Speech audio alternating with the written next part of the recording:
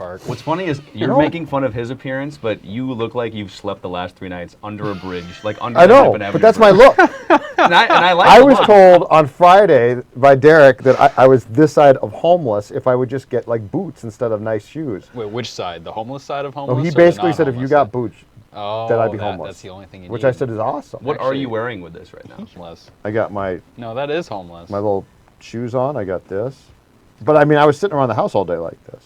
But you, I mean, I appreciate the fact that you come in with the gun show going. There's no gun show, man. These are what 22 caliber. All natural. Yeah, right. You can tell I'm not on stimulants. So many tasteless jokes that could be made. You know, boys, I will give the Raiders coaching staff this. If instead of football games, if in the NFL it was one coaching staff against the other one in a patty melt eating contest, I'm taking Jack Del Rio and Mike Tice. I think Ken Norton Jr. I saw actually holding a Chipotle burrito on the sideline today. Yeah. On the sideline. Yeah. I missed that.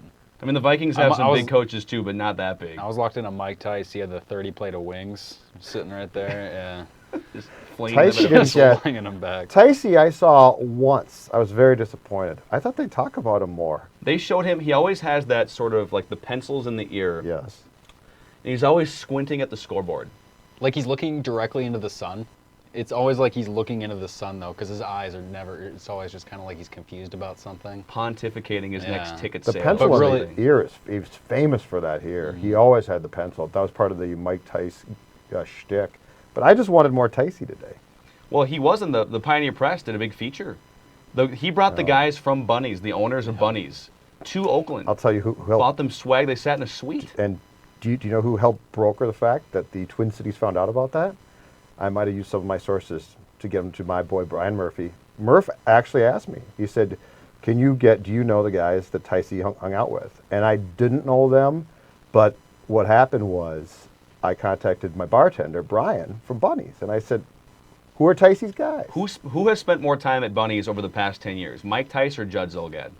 Over the past 10 years, well, hold on a second. He's been gone. 15 years. He's been gone, yeah. Yeah, he would, the early 2000s are all Ticey. The last 5 to 10 years are me. But Ticey was, Ticey's bartender was a guy named Crazy. And so Crazy is part of the group that went out to Oakland for this game. They evidently go to Ticey's golf tournament that Murph wrote about in Nevada. So these guys still travel around to see Mike Tice all the time.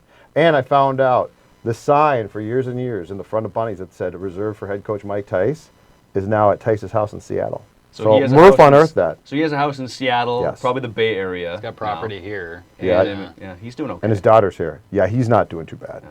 Don't feel bad for Mike Tice. So you have property in Seattle too, right? I wish I had property in Seattle. That'd be great.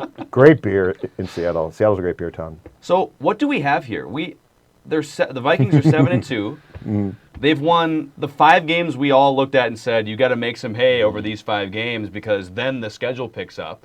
They've won all 5 of those games. They've got all these little things that kind of drive you nuts during the game, like Bridgewater refusing to throw a pass for 2 quarters, and the offensive line's kind of a sieve still. Yeah. But they keep winning, and their defense is one of the best in the NFL. What do we have with this team right now? Right now, I don't see them clicking necessarily in every game on any kind of selling. Like one game Teddy Bridgewater's doing well, whether that was in Denver, then one game the defense is doing well. Then today, Adrian runs for 200 yards and basically grinds the clock out in the fourth quarter, and he's the reason why they get into field goal range to make this a 2-score game to then ultimately propel them to a win. This is a team that has a unappealing style of football. You're not going to watch this and go, yeah, this is going to be Monday Night Football. Like next year, I can't imagine, even if the Vikings end up going 10-6, 11-5, whatever they end up in, do you think the producers of NBC, ESPN are going to be like, yes, we need them on Sunday Night Football, Monday Night Football? This is not a team that's winning those style of games that you just go, yeah, you got to watch it. But they're winning, 7-2. It's crystallized to me. In fact, on the Purple Podcast, it came to me. Here's what we have, and here's why we're having so much trouble accepting it. We have something that I don't think, as people who have watched this team for a long time, we've ever seen before. It probably would date back to the 70s. That's this. We have a team that wins with defense. The Vikings are a team. Think about it. You're not trained to trust that here, right? Right. And if you think about this, in '98, how we thought about the Vikings, the Moss fans started to go. I mean, those were. The old school Vikings fans through 97 were sort of the Met Stadium fans, and they loved football, right? In 98, Moss brought this high-flying, sexy, unbelievably fun to watch, let's go to the Vikings game, man, style points, left and right. Well, and then you think about it, those teams were offense only. And then you went to, but when is the last time, aside from the 80s, maybe for a while, or the 70s, that we were trained to say, we have a team here that we watch, and they're really good because of their defense, which isn't sexy. But even though they're winning on defense, they're not doing what maybe the Seattle Seahawks had done the past few years, or even Baltimore in their Super Bowl days. Like, those defenses took the ball away from the offense, scored, produced, changed the game with their defense. Mike Zimmer's defense is just second on third downs, second in points, winning in the red zone. Yeah. They're not doing these big splash plays, but they're doing enough every single time. 5 straight wins. They get you to 2nd and 8, and then they stop you on 3rd and 4. Yeah, and absolutely. It's not really, and you sort of, you see them giving up some yardage, but then they'll get the stop when they need to. Mm-hmm. And it's sort of the same formula. You've got the second-year quarterback, and I feel like there's a million things we could talk about here. If they had lost the game, I think Teddy Bridgewater and why isn't he progressing, and is he still foggy from the concussion? I think those would be the main talkers. But what they kind of have is the Steelers 2005-ish Ben Roethlisberger second-year blueprint, or the early Joe Flacco blueprint, or the Russell Wilson blueprint, which is this team now, after 9 games, is going to win with defense and mostly handing off to Peterson. Peterson, for the short term, has won the tug-of-war battle of whose offense is it. They're 7-2, and it's Peterson's leading the league in rushing. Mm-hmm. And so Bridgewater just doesn't have to, just don't screw it up, essentially. But you know that he's showing you in the fourth quarter he can do more than Ponder did in 2012. Yep. He's not going to throw for 330 and 4 touchdowns like Derek Carr has been, but it's the blueprint that a lot of good teams have used in the last 15 years or so. And at some point you want to see Teddy Bridgewater take the step forward, though. We haven't seen that yet, and today was probably one of his worst games. But Adrian runs for 200 yards, and it doesn't matter. It's a complete afterthought. I haven't seen Teddy take that next step. He's been so off and on, but you're right. When the game is on the line, something flips with him where he's able to go ahead and make those kind of throws down the field where he's hesitant throughout the game. If the game is put on his shoulders, he's shown that he can at least win it, but I don't have the total faith in their quarterback right now and what they've been able to do in terms of going forward. Right now, if their defense and running back and their Adrian Peterson's not winning the game for them, they're kind of left without an answer. It's weird because I think that they're faced with potentially something they didn't maybe expect when the season started, and that's this. They're 7-2. So you want to develop guys, right? It's a young team.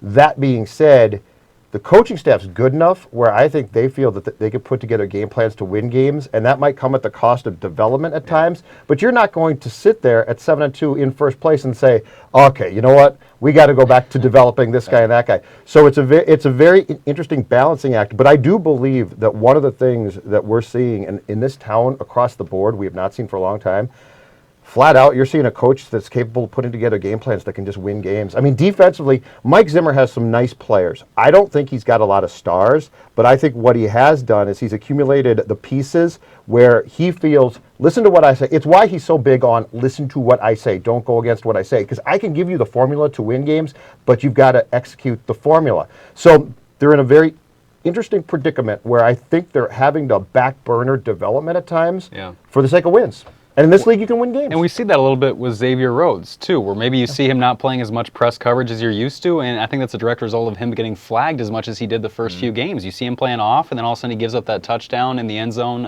in Oakland today, and you kind of see that kind of give and take. But if he's playing off more, he's not giving up those kind of big plays necessarily. He's not getting flagged for those 40-yard defensive pass interference calls.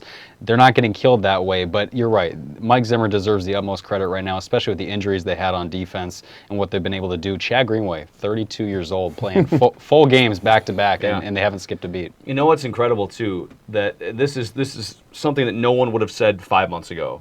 You'd rather have the Vikings and their quarterback situation for the remainder of this season than the Broncos, now a 2-loss Broncos team, and their quarterback situation. Mm-hmm. Peyton Manning benched. So it's Peyton Manning today. We're filming this on a Sunday after the games. And Peyton Manning breaks Brett Favre's all-time passer yard record. And 45 minutes later, Brock Osweiler is taking over because he's 5 for 20 with 4 picks. And I say, if you gave me a choice right now, would you rather have Manning or Bridgewater from this point forward?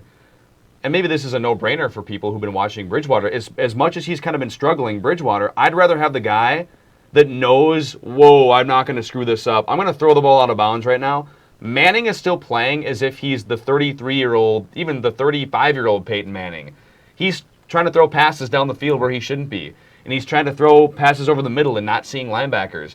17 interceptions. He is sabotaging their season. Bridgewater, you'd like to see more from, but he's not sabotaging the season to this point. Is there any other profession where you can kind of reach the mountaintop like that and then almost get like fired the same day? That's like winning. That's like winning a Pulitzer and then being like, all right, well, here's a box, clean out But your he's desk. trying to play hurt, and he's just lost it. Oh, You know, yeah, flat out lost it. And It's so Favre 2010. it's become, It is, I think it's yes. worse. I think it's actually sadder. At least Favre took the kill shot against Chicago, and that was sort of it.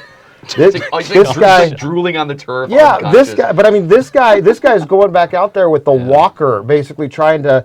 This Peyton Manning to me, what we're seeing now is Willie Mays' '73 World Series, where the fly ball comes to him in center and he just flat out falls down. And it's like, this is pathetic. But I will say this. I think what we're seeing, and this has probably been the case, and Phil, we've talked about this in baseball, hockey, basketball too, how much difference can coaching make?